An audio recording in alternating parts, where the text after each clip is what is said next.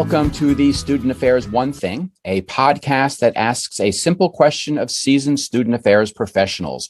What is one thing you have learned that has helped shape your professional career? I'm your host, Stuart Brown, the developer of studentaffairs.com, one of the most accessed websites by student affairs professionals. On our pages, we have the most cost-effective job posting board, listing hundreds of open student services positions, a wide range of webinars, and a virtual exhibit hall. We would like to thank our sponsor, the National Society of Leadership and Success, the largest leadership honor society in the nation, providing an accredited 5-step leadership development program for members to build their leadership skills. With chapters at over 700 colleges across the country, the NSLS delivers guaranteed student engagement, increased student retention, and is financially self-sustainable. Learn more at nsls.org/our-program. On today's episode, I am very pleased to have Dr. Josie Ahlquist. Josie is a digital engagement and leadership speaker, consultant, and author. She has been in the field of student affairs for just about 20 years. I'm giving you a couple of extra years, sort of like a golden parachute. We'll give you a few years, to add to your years of service. So welcome to the program.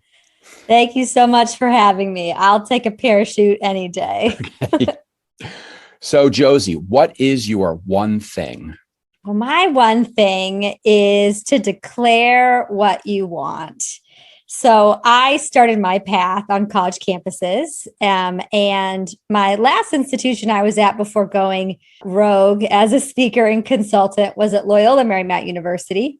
And the way that I would declare what I wanted, especially with my career path, is planting seeds of my own interest and ideas to my supervisor that eventually resulted in more responsibilities, promotions, and title changes that I would pitch and present to him. Those types of skill sets were especially helpful once I left onto my own career path after getting my doctorate. Is I had to start to advocate for myself. So declaring what you want also means telling people that you know who care about you, but also to yourself, these ideas that you have in your head and getting them out into the world. So to become a speaker, it was as simple as posting on Facebook, I want to speak at 6 campuses in the next 6 months. Who wants to see my face? And it resulted in 12 speaking engagements. Not all were paid, but it was that inclining of interest and inquiry to put it out into the world using a tool like Facebook or Twitter. So in both those examples, it's giving yourself credit for the ideas in your head and then starting to communicate them, even if you don't have the degree, you don't have the experience yet, letting your director know, your supervisor, this is where I'd like to go in my career.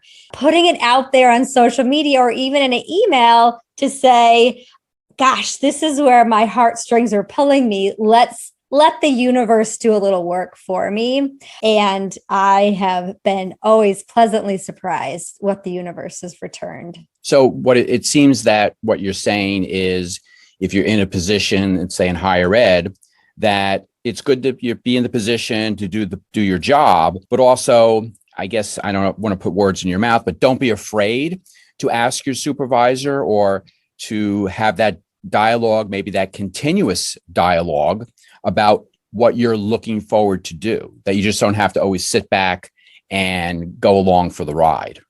Absolutely. Another example was in my doctorate. It was one of my advisors that I said, I'm thinking of other options outside of staying in my full-time position and what other, part-time things could be out there. And he said, we always have funding left over for graduate assistants.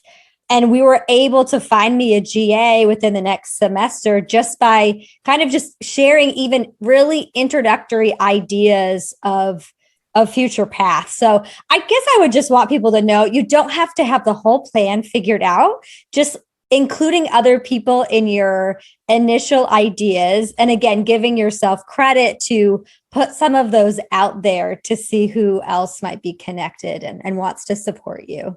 And I think you also need to be comfortable in your own shoes to do that, because not everyone is able to put the word out, but for those individuals that do feel that comfort level, to go for it. And maybe you might not always get what you want, or you might not go in the direction, but at least the word is out. And I can imagine, even at a small institution, if word gets out that this is what I'm looking for, or if there are things that people know about, that they might reach out towards you directly.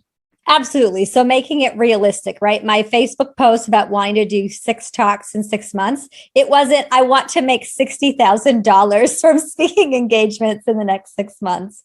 Even though sometimes it is fun to see someone declare, I'm going to become a college president someday, and even though that might happen for a decade or so, it's also how I found mentors and sponsors to be a published author, that I started to kind of share a little bit on Twitter ideas that I had. And, I had a colleague reach out to say, I've published plenty with this Stylist Publishing. Can I put you in touch with who my editor was? And I didn't post those tweets thinking I'm trying to find a publisher. I'm just starting to share some ideas that I have right now. So I guess if we wanted to sum up this, is if you have ideas, don't be afraid to share them, because you don't know where that will lead you. And it might lead you in a direction that you are thinking of going, or as in your case, it led you to a different direction. Absolutely. Well, Josie, I want to thank you for sharing your one thing. I think it's really important for people to realize that they don't just have to sit in their positions and do the job. That as long as you feel comfortable, as you are willing to maybe take some steps in a direction that you might be uncomfortable with, unfamiliar with, you don't know where that will lead you. Yeah. Declare what you want, sit with that, and be empowered with that. Okay. I'm writing that down now. Declare what you want. I want to thank Dr. Josie Ahlquist, a digital engagement and leadership speaker, consultant, and author, for being on this episode of the Student Affairs One Thing, a podcast that asks a simple question of seasoned student affairs professionals. What is one thing you've learned that has helped shape your professional career?